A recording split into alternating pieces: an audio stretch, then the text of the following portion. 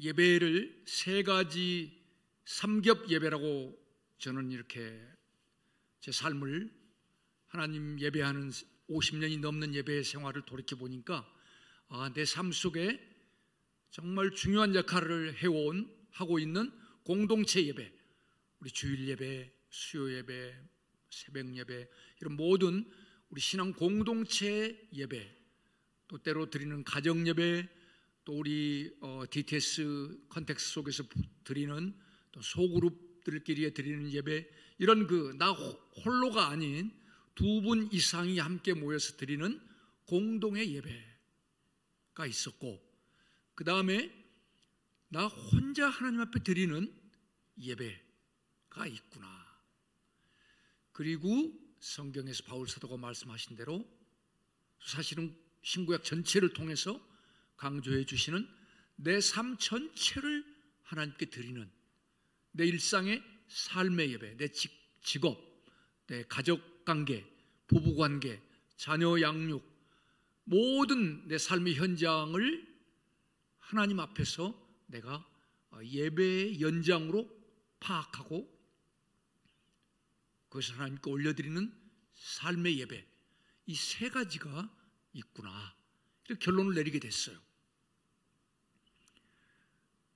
근데 공동체 예배는 우리 공동체를 이끌어 가시는 리더들이 끊임없이 그 예배를 연구하고 준비하고 거기 헌신된 분들이 계셔서 저희들이 늘 큰 거기에서 은혜를 받고 주님을 만나고 또 헌신하고 치유받고 자유를 경험하고 하나님을 만나는 은혜를 체험해 왔습니다.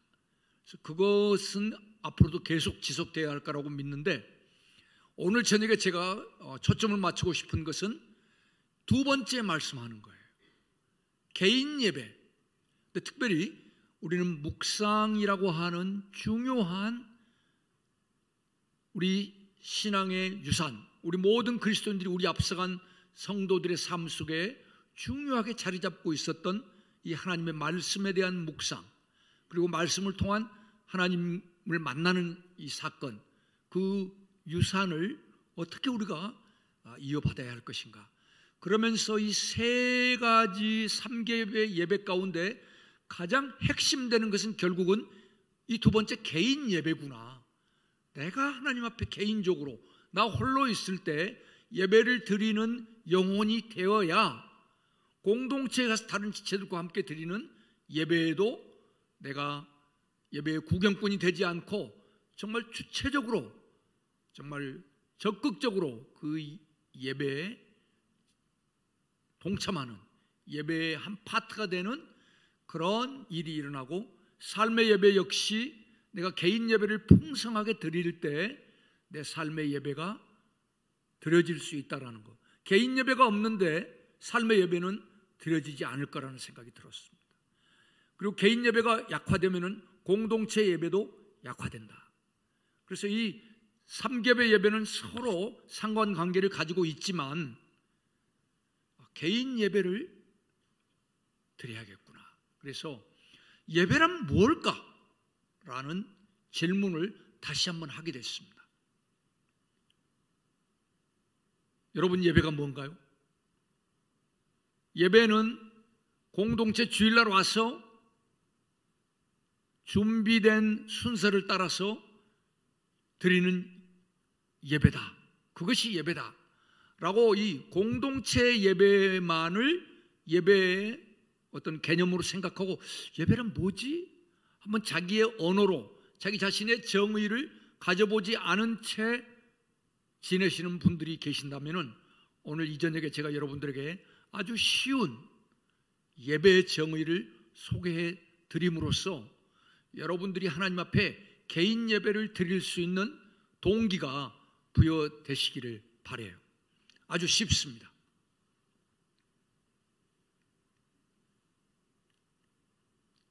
저를 소개하는 그림들은 빨리빨리 넘기겠습니다. 네.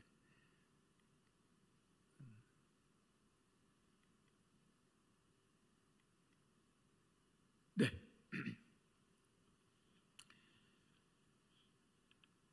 여러분, 마태복음 28장 그 18절에서 20절을 우리가 많이 인용하는데 지상명령이라고 불리우죠. 근데 주님께서 거기서 말씀하시기를 너희는 가서 모든 민족을 제자를 삼아 아버지와 아들과 성령의 이름으로 세례를 침례를 주어라. 그리고 내가 너희에게 가르쳐 분부한 모든 것을 가르쳐라. 그래서 그들이 내가 가르친 것을 지키게 하여라. 볼지어다 내가 세상 끝날까지 너희들이 그런 삶을 살아가는 일에 내가 함께 하겠다.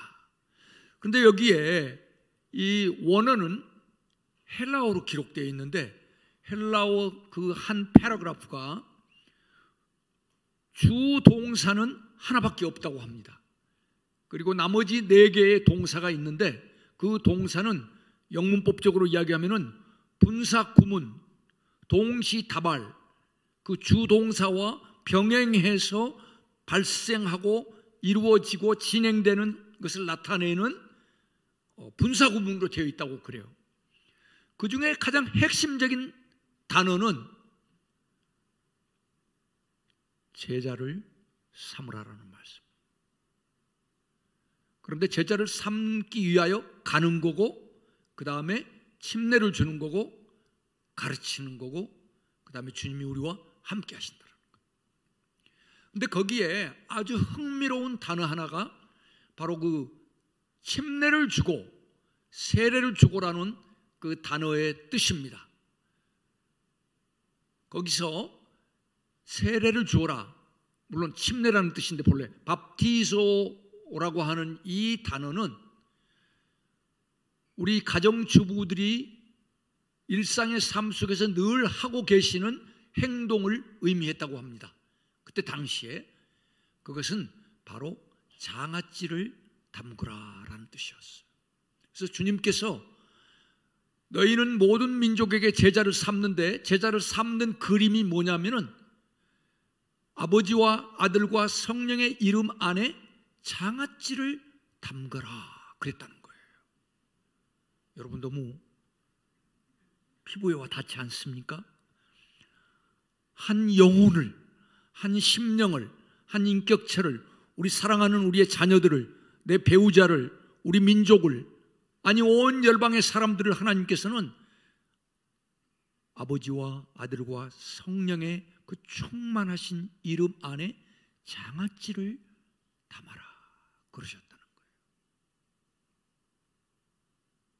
여러분, 장아찌를 담을 때 일어나는 프로세스가 뭐죠? 거기에 물리적, 화학적 변화가 일어나는 것을 목적으로 어떤 화학 소금이라든가 식초라든가 이런 화학품을 써서 그 오이라든가 무라든가 김치라든가 이런 것들 안에 우리가 원하는 맛의 변화를 초래하기 위해서 가졌던 어떤 행위죠. 그게 세례를 베풀라는 뜻이에요. 그런데 그때 사용되는 용액은 식초 용액도 아니고 소금 용액도 아니고 아버지와 아들과 성령 하나님의 충만하심이라는 거예요. 그 이름, 그 이름은 그 이름의 주인의 전 존재를 의미하는 겁니다. 오케이, 이 정도로 이 개념을 소개하고요. 이제 예배라는 개념으로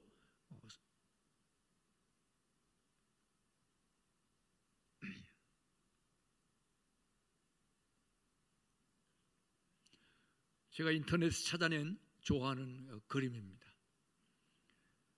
저기는 강가에 아주 번성하는 나무가 활짝 웃고 있고 아름다운 열매를 맺고 푸르고 번성하는 나무의 행복한 모습이 있습니다. 그리고 그 이유는 그 뿌리를 강물 속에 수분과 충분한 접촉을 가지고 그 수분을 빨아들일 수 있는 그런 환경 속에 있기 때문입니다. 근데 여기서 제가 보는 것은 바로 그 장아찌를 담고라, 침례를 베풀라라는 개념과 같은 개념이라는 거죠. 우리 존재의 뿌리가, 우리 내면 세계가 하나님의 그 충만하신 강, 아버지와 아들과 성령 하나님의 성품의 강, 진리의 강, 영광의 강 안에 뿌리를 내리는 것, 이것이 저 나무가 번성하는 이유예요. 우리 모두는 저 나무와 같은 사람이 되고 싶습니다. 그렇죠? 그러면 결론은 아버지와 아들과 성령 하나님의 용액 안에 우리의 뿌리를 끊임없이 담궈둬야 한다. 그래서 그 생명의 진액을 빨아들여야 한다. 오케이. 그러면 이제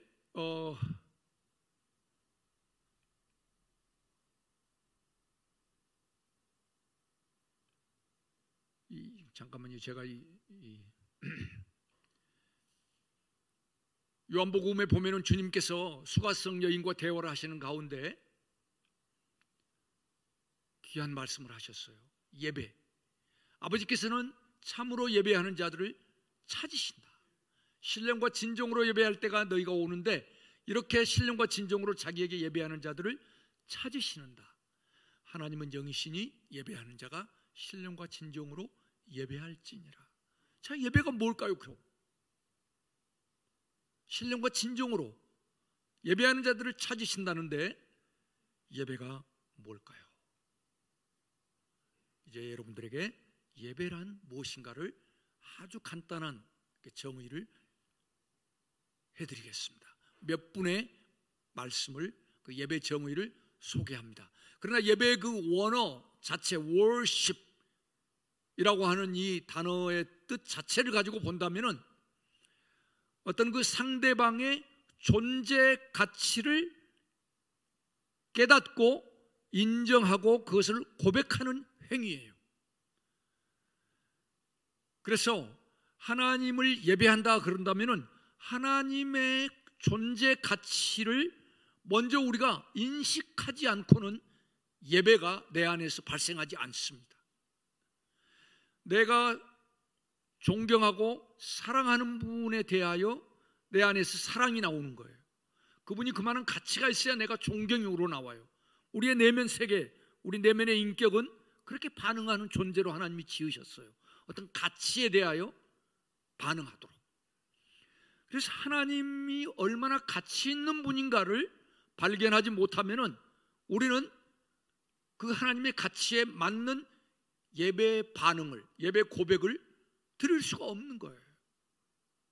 예배 드리는 척 우리가 말로는, 입술로는 예배를 드리는 것처럼 하지만 사실 하나님이 어떤 분이신지 그분의 영광과 그분의 아름다우심과 그분의 선하심과 그분의 사랑을 체험하지 못하고 인식하지 못하고 있다고 한다면은 그분의 예배는 아직 자기 마음에서 우러나온 예배가 아니라고도 할 수 있어요. 자, 그래서 이 예배를 조금 더 정의하는 분들이 이렇게 예배합니다. 데렉 프린스라고 하는 유명한 성경교사가 예배란 우리 창조주와의 직접적이고 친밀하며 개인적인 교제이다. 그것은 인간 영혼이 할 수 있는 최고의 활동이다. 영혼만이 아니라 인간 전 존재가 관여하는 활동이다. 자, 한마디로 말하면은 예배란 우리 창조주 하나님과 갖는 내 전 존재가 가질 수 있는 하나님과의 직접적인 최고의 교제라는 거예요.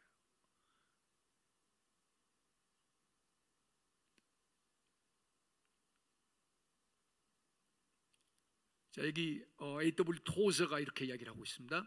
우리는 하나님이 누구신가에 초점을 맞춰야 한다. 옛적부터 이스라엘 백성들에게 자기에 관해 알려주신 성품들과 예수 그리스도를 통해 보여주신 성품들을 응시해야 한다. 우리가 지극히 높으신 만군의 주를 배우며 그분의 무한한 지혜와 지식을 주목하고 무한한 사랑과 긍휼하심에 압도될 때 우리는 그분을 예배할 수밖에 없다. 한마디로 말하면은 하나님 아버지와 예수 그리스도의 그 아름다우심 성품들, 그분이 누구신가, 그 지혜와 지식과 그 무한한 사랑과 긍휼하심, 이 하나님의 성품들을 우리가 주목하고 그 성품들에 압도당해서 우리 내면 안에서 반응하는, 보여드리는 우리의 마땅한 반응, 이것이 예배라는 거예요. 그러니까 하나님의 가치를 발견하고 그 가치에 맞는 내 존경과 감사와 기쁨과 사랑을 고백하는 것, 이것이 예배라는 거예요. 쉽죠? 쉬워요, 안 쉬워요? 쉽죠? 네. 자, 그러면은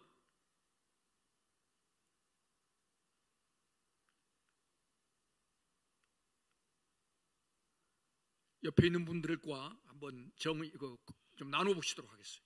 자, 두 분씩 좀 가까이 앉으세요. 두 분이나 세 분. 자, 연습을 해야 합니다. 오늘 저녁에는 여러분들 연습을 많이 할 거예요. 자, 지금 이 몇 분의 예배에 대한 정의를 소개해 드렸습니다. 꼭 이대로 하지 않으셔도 돼요. 여러분이 지금 제가 소개해 드린 말씀을 듣고 여러분 자신의 말로 예배란 뭐다라고 옆에 분에게 이야기를 해보세요. 예배란 뭐죠? 옆에 분에게 이야기해 보세요.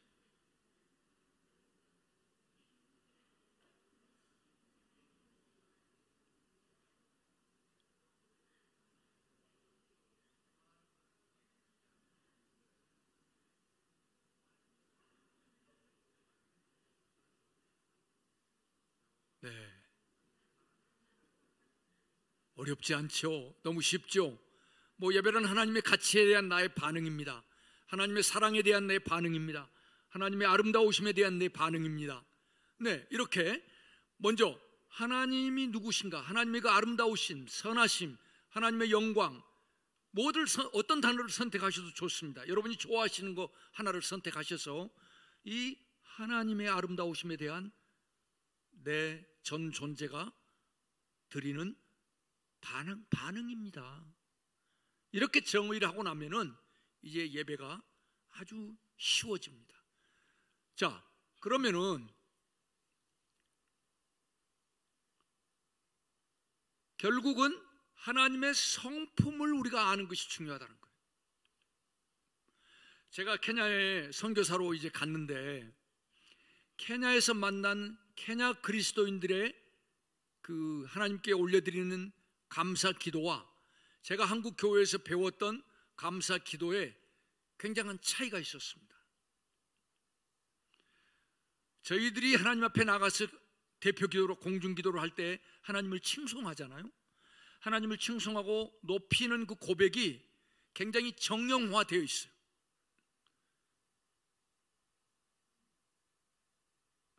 만세 전부터 천지를 창조하신 생사화복을 주관하시는 이런 몇 가지 용어들로 다 귀하고 아름다운 고백들이에요. 너무 좋아요. 우리는 계속 그 고백들을 해야 합니다.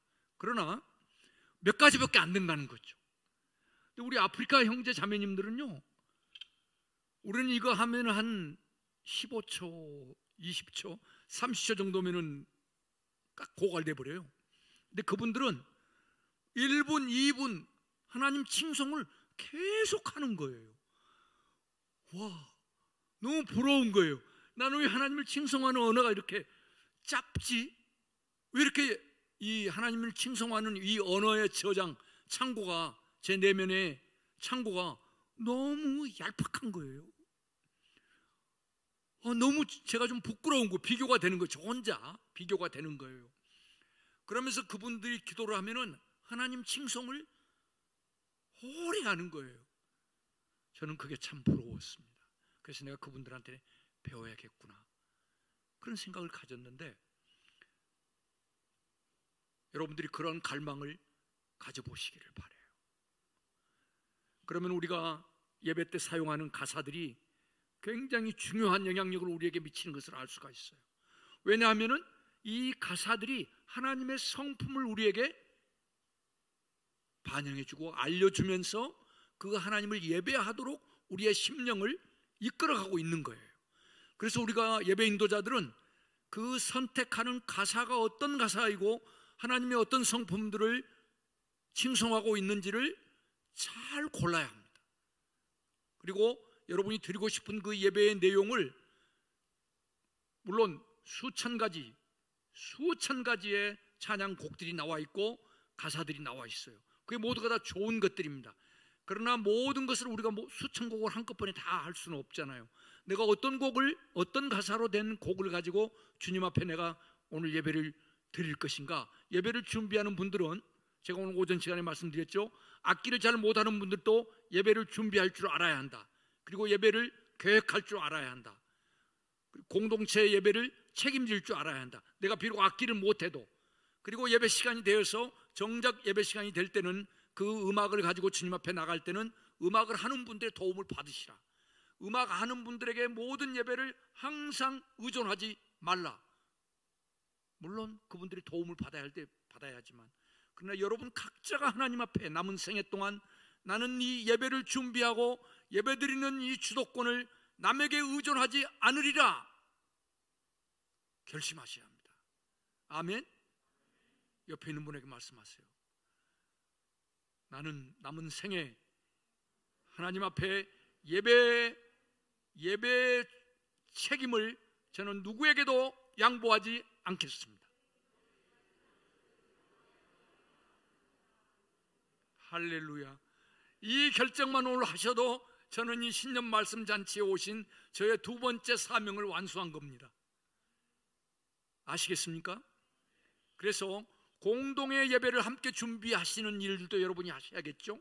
소그룹 예배 두세 분이 함께 책임 맡게 되면은 다음 주 우리 소그룹 예배는 어느 분 두 분이 책임입니다. 그러면 두 분이 함께 모여서 기도하면서 곡을 선곡하고 어떤 예배를 드릴 것인지 의논하시겠죠. 그 다음 가정 예배, 또 특별한 우리 자녀들의 생일 예배, 생일을 맞아서 우리가 어떤 예배를 드릴지 여보 당신이 아빠가 해요. 사실은 가정의 제사장으로서 아빠가 오버롤 책임은 있는 겁니다. 그러나 아내 역시도 내가 하나님 앞에 정말 원하는 예배를 이번 우리 둘째 딸의 결혼 기념일에 아니면 생일에 우리 가족 예배를 드리고 싶다. 그래서 예배를 주님 어떤 가사로 우리가 예배를 드릴까요? 알려주세요. 그러면서 찬양곡지 인터넷을 뒤지면서 그때 마음에 감동을 주시는 곡들을 골라서 여러분들이 예배를 준비하는 것하고 나는 음악 못하니까 예배는 생각도 안 할 거야. 어디 식당에 가서 맛있는 거 사주면 됐지. 이렇게 하는 것과 엄청난 차이가 날 겁니다. 이게 10년 20년 쌓이면 여러분들 자녀들에게 믿음의 유산이 어떻게 전수되는 그 유산의 내용이 달라질 겁니다. 아멘. 그래서 여러분들이 삶 속에서 예배를 책임지고 예배를 구상하고 예배를 계획하고 예배를 진행하는 예배자들이 되시기를 바랍니다. 그래서 저는 음악 잘하는 분들이 너무너무 부러워요. 저는 하나님께 불평하는 게 그거 한 가지예요. 하나님, 저는 왜 음악적인 저 음치 경연대회에 나가가지고 무등산에서 제가 커다란 배를 제가 상으로 제가 받은 사람입니다. 근데 오늘 아침에 어떤 분이 제 목소리가 좋다고 그러시더라고요. 감사합니다.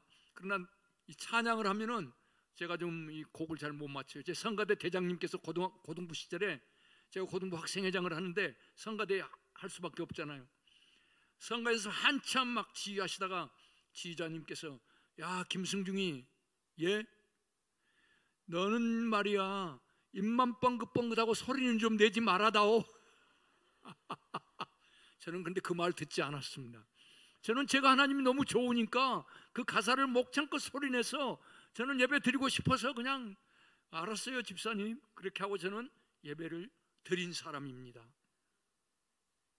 네, 음치여도 여러분들은 예배를 준비하셔야 합니다. 예배를 이끌어 가셔야 합니다. 가정에서는 더더욱 아빠들은 더더욱 큰 책임이 있으시고 엄마 역시 책임이 있고 회사 사장님이신 분들 공동체를 섬기시는 분들 항상 우리 공동체 예배를 내가 어떻게 준비할 것인가를 주님 앞에 묻고 예배를 그 공동체 안에 빈곤치 않고 예배가 항상 풍성하게 흘러나도록 하실 책임을 여러분들이 가지시기를 바랍니다. 와, 할렐루야. 여러분의 아멘 소리가 너무 커서 감사합니다. 자, 다시 웨스트민스터 신앙고백에 보면은요 하나님의 성품을 거기에 모아놨어요. 몇십 가지를 모아놨는데 이것만 가지고도 안 돼요. 시간이 없기 때문에 이제 다시 예배에 대한 정의를 다시 생각해 보면서 이 참 예배는 음악 이전에 우리 영혼에서 시작이 되는 거예요. 그리고 그 시작된 예배의 콘텐츠를 하나님께 드리는 데 반응을 음악적인 요소들을 사용해서, 왜냐하면 음악이 너무 아름답고 정말 우리의 감정과 우리의 인격을 거기에 결합시키기가 너무나 탁월한 하나님 주신 선물이기 때문에 이 음악과 우리 하나님께 드리는 이 우리의 사랑의 고백을 결합시켜서 드릴 때 정말 아름다운 예배가 돼요. 예배의 표현이 되는 거예요. 그러나 예배 자체는 내 영혼 안에서 일어나는, 내 속사람 안에 일어나는 프로세스라는 거죠. 이해가 되십니까? 예배는 내 내면 세계 안에서 발생하는, 하나님과 나와의 관계 안에서 발생하는 사건이에요. 그리고 그것을 고백하는 표현은 음악적으로도 표현할 수 있고, 요즘 저희 선교단체에서는 그림 그리는 분들은 예배 시간에 나와서 막 그림을 그립니다. 춤추는 분들은 앞에 나와서 막 춤을 춥니다. 그 가사, 동일한 십자가 사랑의 가사를 가지고 예배를 드리고 있는데 우리는 목청껏 찬양하고 막 이 기타리스트들, 막 드럼 치는 사람들, 이런 분들, 키보드 하는 분들은 그걸 가지고 막 음악적인 예배를 드리지만 춤추는 분들은 한쪽에서 막 춤을 춰요. 그림 그린 분들은 막 그림을 그려요. 그러니까 예배의 표현이 자유로워진다는 거예요. 그럼 공예배 현장에서 표현하는 예배 표현 가지고 지금 말씀드리는 거예요. 그러나 궁극적으로는 개인 예배와 공동체 예배로 그것들이 표현되지만은 내 삶으로 연장된다는 거죠. 개인 예배를 열심히 드리는 분은 삶의 직장 현장에서도 그 예배의 고백이, 하나님 그분의 아름다운 성품에 대한 내 감동, 내가 사로잡힌 바 된 하나님의 아름다우심이 제 삶을 삶의 현장에서도 이끌어 가시게 되는 것을 경험하게 됩니다. 그렇지 않습니까? 그러면 그분은 회사 운영하는 그분의 인품 안에 하나님의 아름다운 성품에 대한 반영이 드러나요. 남편은 아내와 관계하는데 하나님의 성품이 묻어나요. 아내가 남편과 함께 부부의 이 관계를 이어가는데 하나님의 성품이 묻어나요. 내 자녀들과의 관계 안에 이 하나님의 아름다운 성품이 반영돼요. 내 직장에서, 내 연구소에서, 관공서에서, 거리에서, 노점에서 내가 가게를 하면서, 내가 청소원이 돼서 청소하면서, 언제 어디서나 내 내면 안에 하나님의 성품이 영향력을 미치기 때문에 저는 그런 인격적인 사람이 되어서 내 삶 전체가 하나님께 드려지는 산 제사가 되는 거예요. 세 번째, 삶의 예배도 풍성해지는 거예요. 그래서 이제 열쇠는 뭐냐? 질문이 뭐냐? 그러면 이 하나님의 아름다운 성품을 내가 끊임없이 공급받고 그 하나님의 성품에 내가 노출돼야 한다는 거예요. 영향을 내가 계속 지속적으로 받는 환경을 내가 만들어야 한다. 내 자신을. 그래야 내 안에서 예배가 생기니까. 그래서 성경 암송이 중요한 이유가 저는 그 중에 하나라고 생각해요. 성경 지식을 자랑하기 위해서가 아니라 성경 암송하고 거기서 멈추면 안 돼요. 성경 암송하면 그 암송을 한 구절을 가지고 하나님의 성품 묵상으로 이어져야 합니다. 그 다음에 예배로 나가야 하는 거예요. 아시겠어요? 그러니까 앞으로 여러분들은 이런 그 예배에다 초점을 맞춘 삶을 한번 앞으로 한 1년 살아보세요. 2년 살아보세요. 그러면 거기서 벗어나지 못하실 거예요. 예배 중심의 하나님과의 친밀한 교제가 얼마나 풍성하고 좋은지 거기서 여러분들이 그 안에서 공급되는 그 아름다운 선함, 기쁨, 감사, 평강, 이런 능력들이 제 삶을 이끌어가기 때문에 예배 중심으로 하나님과 내가 친밀한 관계를 이어가는 이 관계에서 벗어나고 싶은 생각이 없어지실 겁니다.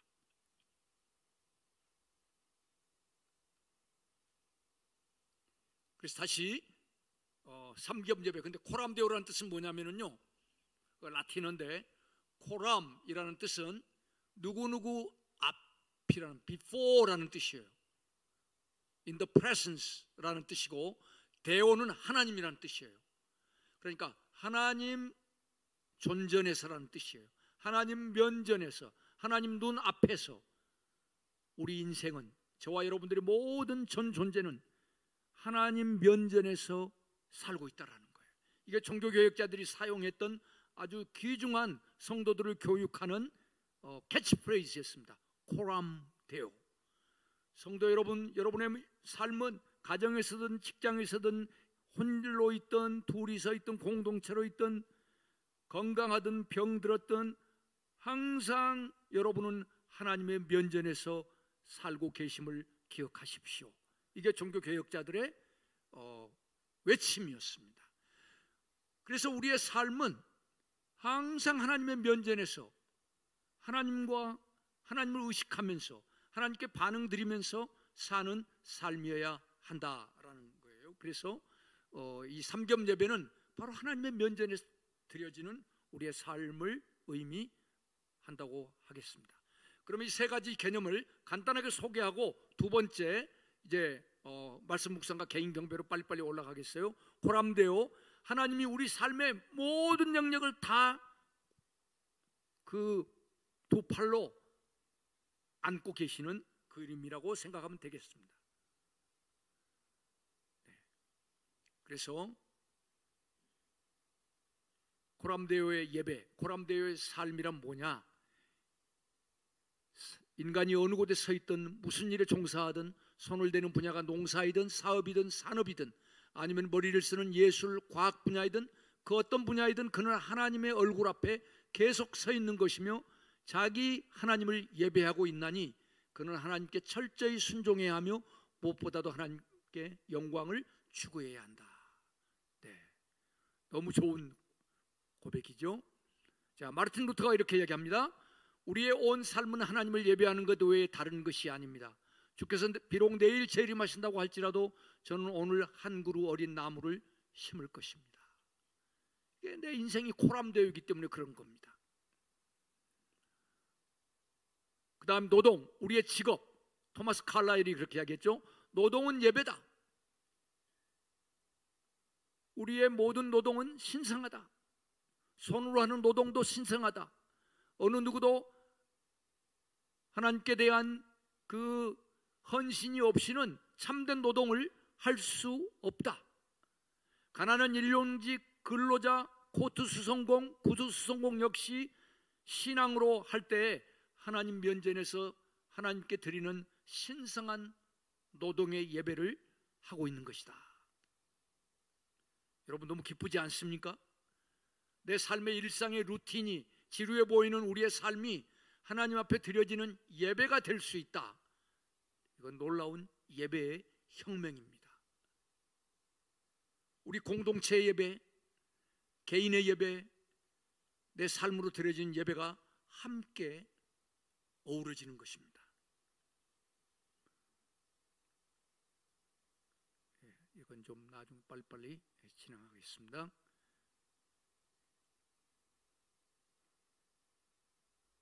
이제 본론으로 들어가겠습니다. 오늘 그러면 이 세 가지 삼겹 예배 가운데 가장 핵심을 저는 개인 예배로 보는 거예요. 그리고 예배는 하나님의 성품을 경험하고 하나님의 아름다우심과 사랑을 경험할 때 내 영혼이 드리는 반응이에요. 그러면 하나님의 성품을 지속적으로 경험할 수 있는 게 어떻게 가능한가? 그것은 묵상으로 가능하다는 거예요. 우리는 자연을 묵상하면서 자연 세계에 있는 하나님의 그 신성, 바울사도 그렇게 말씀했죠. 지어진 만물을 보면은 여러분들은 하나님이 안 계신다고 핑계할 수 없습니다. 하나님 몰랐다고 핑계할 수 없습니다. 왜냐하면 지으신 만물 가운데 하나님의 그 영원한 신성과 그 능력이 너무나 명백하게 드러나 있기 때문입니다. 그래서 자연을 잘 묵상하셔도, 오늘 어떤 권사님 만나셨는데 그 권사님 자연을 통해서 하나님을 예배하게 된 계기가 있었다라는 말씀을 하셨는데, 그것도 우리는 지속해야 할 거예요. 이 아름다운 자연 세계를 보면서 경탄하고 감탄하면서 하나님, 그때 하나님을 찾는 분이 있고 하나님을 찾지 않는 분이 있는 것 같아요. 그냥 아름다움에 빠져 계시는 것 같은데, 저는 개인적으로 간증을 하자면은 하와이의 그 수중에 들어가면은 스노클링이라는 수중 안경을 끼고 산소를 이렇게 호흡을 하면서 안에 10분, 20분, 30분 이렇게 물이 안 새어 들어오면 1시간도 머물러서 수중에 있는 온갖 아름다운 물고기들을 보는 거 있잖아요. 제가 그걸 처음 하와이에 도착해가지고 그걸 하러 들어갔는데 갑자기 예배하고 싶은 마음이 드는데, 이 물속에 마스크를 끼었으니까 음치지만 노래도 목소리는 못 내는 거예요. 그래서 제가 허밍을 하는 거예요. 허밍으로 주님의 높고 위대하심을 제가 찬양하는데 너무너무 감격해서 제가 정말 목이 메었어요. 그 아름다운 세계 지으신 하나님. 그러나 자연 세계로부터 공급받는 하나님의 성품에 대한 계시가 그걸로 우리가에게 항상 충분하게 공급되지는 않는 것 같아요. 이 하나님의 성품을 끊임없이 증거해 주시고 우리에게 공급해 주시는 놀라운 선물이 있는데, 그게 바로 성경책이라는 거예요. 그래서 결국은 성경 말씀을 통해서 우리는 하나님의 음성을 듣는데, 제가 오늘 그랬죠. 거의 97%는 성경 말씀을 통해서 하나님의 음성을 듣는데, 이 예배 역시 성경 말씀을 통해서 하나님을 예배하게 된다는 거예요. 하나님이 누구신가를 가장 객관적으로, 역사적으로 확실하게 증거하고 있는 수많은 사건과 하나님 자신이 누구라고 자신을 설명해 주시고 계시해 주시고 알려주시고 선포해 주시는 내용이 이 안에 가득 차 있기 때문에 그 말씀들을 붙들고 하나님을 예배할 수 있다라는 것을 깨닫게 되었습니다. 자, 그래서 이제 묵상은 그동안에는 묵상 본문을 선택한 다음에 읽으시고 거기서 교훈을 찾아서 하루 적용하는 그런 방법으로 저희들이 묵상 훈련을 해왔어요. 너무 좋아요. 그건 우리가 버릴 거 하나도 없습니다.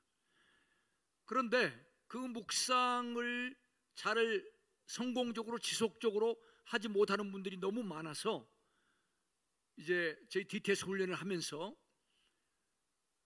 주님, 어떻게 하면은 저희들이 이 묵상을 지속적으로 기쁨으로 할 수 있습니까? 라는 질문을 하나님께 드리게 됐는데, 그때 하나님께서 상당한 시간을 두고 이 묵상을 지속하되 묵상에다가 예배 요소를 가미해라, 예배까지 이르도록 해라, 보좌 앞에까지 나오도록 해라 하는 아이디어를 주신 거예요. 그래서 와, 그거겠구나 하면서 저희들이 이제 시작을 했는데, 그때 사실은 우리 여기 계시는 우리 양정일 장로님이 코너에 계셔가지고 저희들이 함께 이 연습을, 이 훈련을 주님 앞에서 저희들이 받기 시작했습니다. 자, 그러면은 그걸 간단하게 말씀드리면은 본문을 펴시는 거예요. 자, 오늘 우리가 어디를 펴셔도 좋은데 시편 23편 오늘 한번 펴보세요. 여러분들 시편 23편.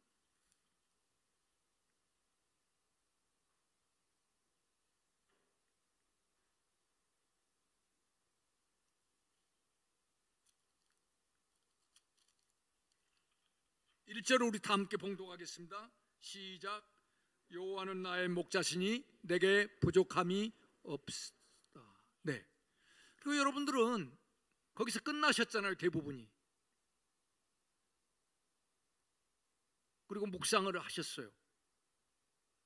아, 하나님은 나의 목자시구나. 그리고 끝났어요.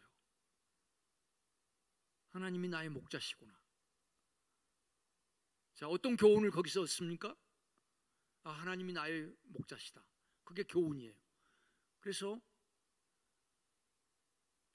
이렇게 했는데 하나님께서 저희들에게 알려주신 건 하나님께 초점을 두고 그분이 어떤 분이신지 성품들을 깨닫고 그 다음에 오른쪽에 있는 게 경배로 바꾸라는 거예요. 하나님은 나의 목자시구나. 하나님께 초점을 두었어요. 하나님은 어떤 분이신가? 하나님 나의 목자시구나. 하나님의 성품은 뭔가요? 하나님은 나의 목자시구나. 같은 거예요.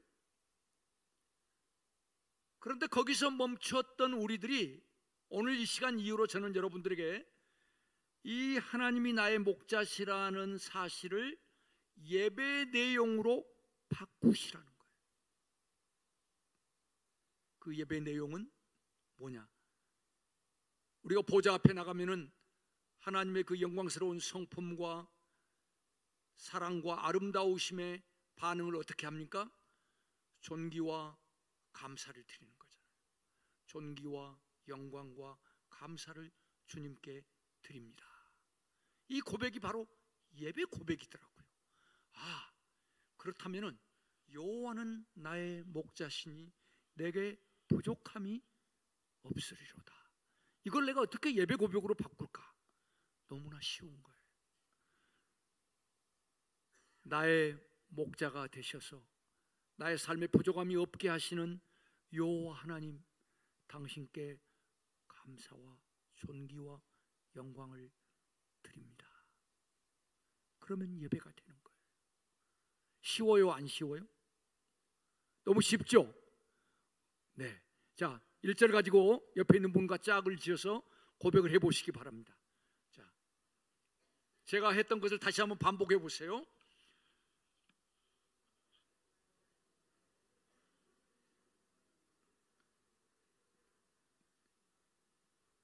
나의 목자가 되셔서 나의 삶에 부족함이 없게 하신 하나님, 당신을 감사합니다. 당신을 경배합니다. 당신을 칭송합니다. 당신을 높입니다. 당신이 나의 하나님이십니다 라고 고백하는 것이 예배 고백이라는 거예요. 예배의 정의를 여러분들이 쉽게 하고 나니까 이 예배가 쉽게 드려지는 거예요. 근데 음악이 아직 없잖아요. 이 예배 고백은 내 영혼 안에서 일어난 거예요. 아직 음악적인 요소는 가미하지 않았어요. 그래서 우리 개인 예배 시간은 음악적인 요소는 나중에 보태는 걸로 하고 일단 예배 고백을 충분하게 하는 데다가 초점을 맞추시라는 거예요. 아시겠습니까? 음악적인 재능이 있고 기타를 잘 치시고 피아노 반주 하시는 분들은 곧바로 음악적인 요소를 연결하셔도 좋아요. 정말 부러워요, 여러분들은. 제가 언제 말씀드렸나요? 저는 기타를 30년간 제 아내가 결혼할 때 가지고 온 기타를 가지고 연습해도 C코드 하나를 못 누르겠어요. 그래서 저는 혼자 들판에 나가서 예배 드릴 때는 기타 메고 나가서 오선을 긁어요. 하나님 알아서 골라 들으세요. 저는 코드 못 눌러드려요. 네, 저는 하나님이 기뻐하신다고 믿습니다. 자, 2절을 가지고 해볼까요? 2절. 자, 2절을 자, 두 분씩 서로 읽으십시오. 두 분. 두 번째.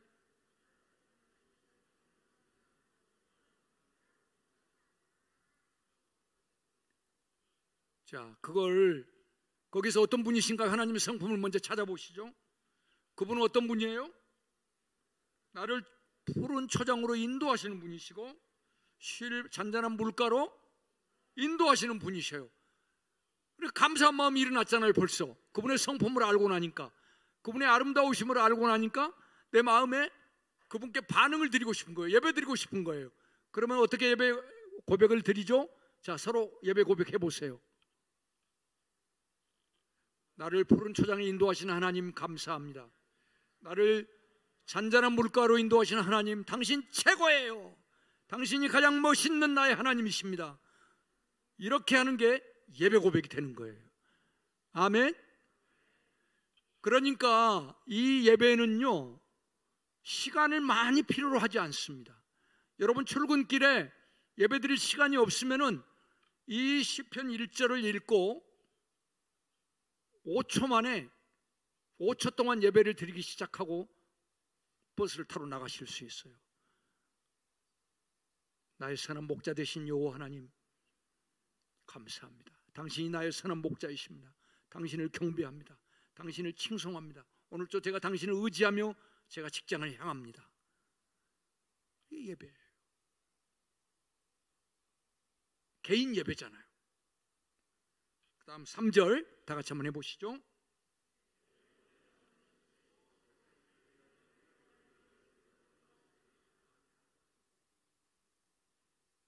하나님은 어떤 분이신가요? 먼저 성품을 먼저 확인해 보시죠. 고백해 보시죠.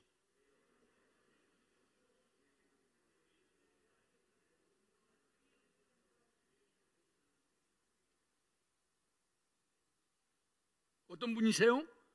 큰 소리로 말씀해 보세요. 한 분이 내 영혼을 소생시키시고 내 영혼에게 새 힘을 끊임없이 공급해 주시고, 네, 당신 자신의 명예를 위하여, 당신의 이름을 위하여 자기의 이름을 걸고 의의 길로 나를 인도하시는 분이십니다. 자, 이런 하나님의 성품을 알았어요. 이처럼 성경은 하나님이 누구신가를 우리에게 끊임없이 공급해 준다는 거예요. 어떤 스토리는, 어떤 성경 본문은 하나님의 스토리를 통해서 하나님 누구신가를 알게 해주세요. 근데 시편이 정말 좋은 게 하나님이 누구신가를 노다지 이렇게 금광이 노출된 것처럼, 노출된 금광처럼 수고할 필요가 없이 하나님이 누구신가를 명백하게 쉽게 확인할 수 있는 게 시편이라는 거예요. 그래서 시편을 가지고 이 예배를 개인 예배를 시작하시면은 너무너무 좋습니다. 그러나 복음서라든가 서신서, 구약의 다른 모든 역사서라든가 이런 부분에서도 우리는 하나님의 성품을 충분하게 찾아낼 수 있습니다. 그래서 우리는 하나님을 예배할 수 있어요. 오케이. 그래서 이제 3절에 하나님의 성품을 했는데 이제 예배 고백으로 바꿔보십시오. 예배 고백. 하나님은 내 영혼을 소생시켜 주시는 분이시다 했는데 그것을 예배의 이유로 삼아서 고백해 보십시오. 옆에 있는 분에게 내 영혼을 소생시키시는 내 하나님을 내가 찬양합니다.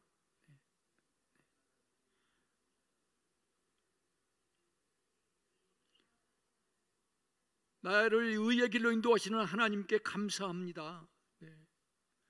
그리고 자기 이름을 걸고 자기의 이름을 거시는 하나님, 이 하나님 감사합니다. 자, 예배가 점점 풍성해지고 계시나요? 네. 그런데 이 예배가 얼마나 쉬운지 여러분의 자녀들하고도 이 예배를 드릴 수 있다는 게 큰 장점입니다. 국민학생들도 이걸 할 줄 알아요. 성경을 읽을 줄 알기만 하는 나이가 되면은 여러분이 조금만 같이 연습하고 시간을 보내면은 하나님의 성품을 그 아이들이 찾아서 예배 드리는 법을 따라하기 시작한다는 거예요. 그래서 여러분 자녀들과 함께 이 예배의 유업을 아주 이른 나이에서부터 여러분 자녀들의 삶 속에 그 유산을 전수해 줄 수 있다는 것입니다. 기대가 되지 않습니까? 네.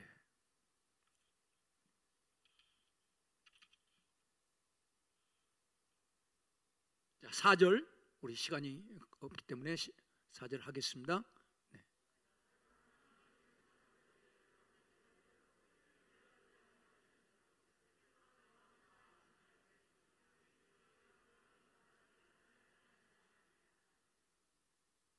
네, 주님의 성품을 먼저 고백하십시오. 하나님은 이러이러한 분이시네요. 하나님은 이러이러한 분이십니다라고 고백해 보세요.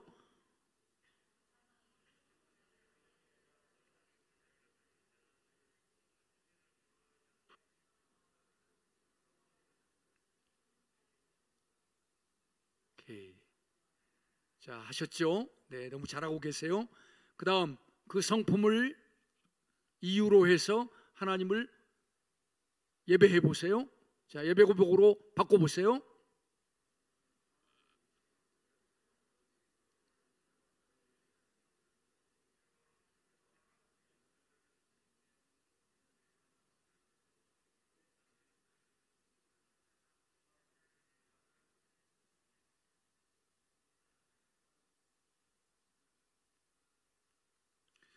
오케이, 감사합니다. 이제 여기까지 이렇게 하고 하나님의 성품을 찾아서 경배드리는 일을 이렇게 이제 하는 게 쉽다라는 걸 여러분들이, 그리고 너무 하나님을 높이니까 여러분 내면 안에 어떤 느낌이 들어오세요? 기쁨이 오지 않습니까? 뭔가 힘이 좀 생기는 것 같지 않습니까? 이 하나님이 누구신가, 하나님의 아름다운 성품을 계속 칭송하다 보면은 제 내면 세계가 하나님의 임재로 어떤 프로세스가 시작되는 것을 경험할 수 있어요. 기쁨이 있어요. 에너지가 생겨요. 아멘. 네. 자, 그러면은 이제 여러 가지 몇 가지를 더 연습해야 하는데 시간이 없기 때문에 이제 내일 오시는 분들에게 그 나머지는 계속 이어갈 거고요.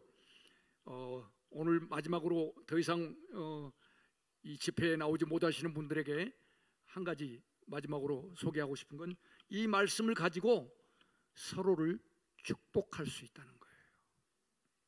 자, 1절을 가지고 축복하는 법을 연습해 보겠습니다. 여호와는 나의 목자시니 내게 부족함이 없으리로다. 이 말씀을 가지고 옆에 계시는 여러분의 파트너를 어떻게 축복할 것인가, 대상을 바꿔주면 되는 거예요. 여호와는 형제님의 목자님이셔서 형제님에게 부족함이 없게 하실 것입니다. 그렇게 말해보세요.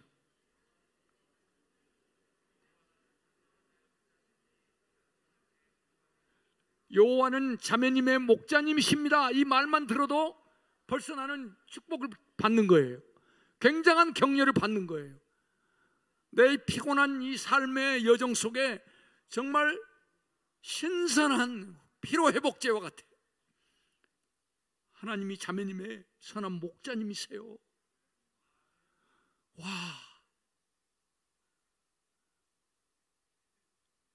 자, 그러면 여러분 자녀에게 어떻게 축복하겠어요? 이 말씀을 가지고 여러분 자녀, 아들의 이름을 부르고 딸의 이름을 불러가면서 축복해 보세요. 지금 영이야, 여호와는 너의 목자셔. 너의 삶에 부족함이 없을 거야.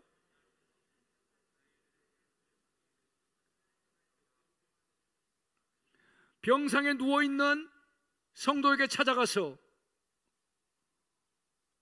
이 성경 말씀 읽어드리고, 형제님, 집사님, 장로님, 여호와께서는 장로님의 목자세요.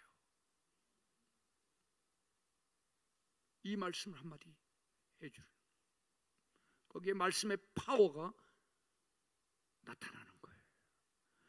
그래서 이 성경 말씀은 정말 무궁무진한 축복의 원천이 되고 있어요. 예배의 셈이에요. 축복의 셈이에요. 그리고 기도의 셈이에요. 또한 우리를 회개케 하시는 회개의 빛, 우리를 회개로 인도하시는 빛의 셈이에요.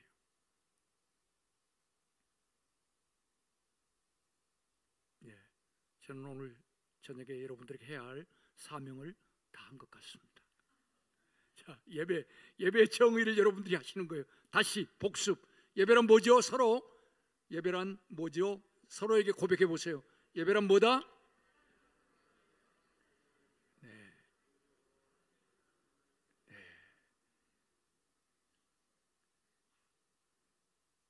그리고 성경을 펴시면 이제 하나님을 경배 드릴 수 있으시겠습니까? 아멘. 목사님, 제 사명 다 했습니다. 오늘 저녁.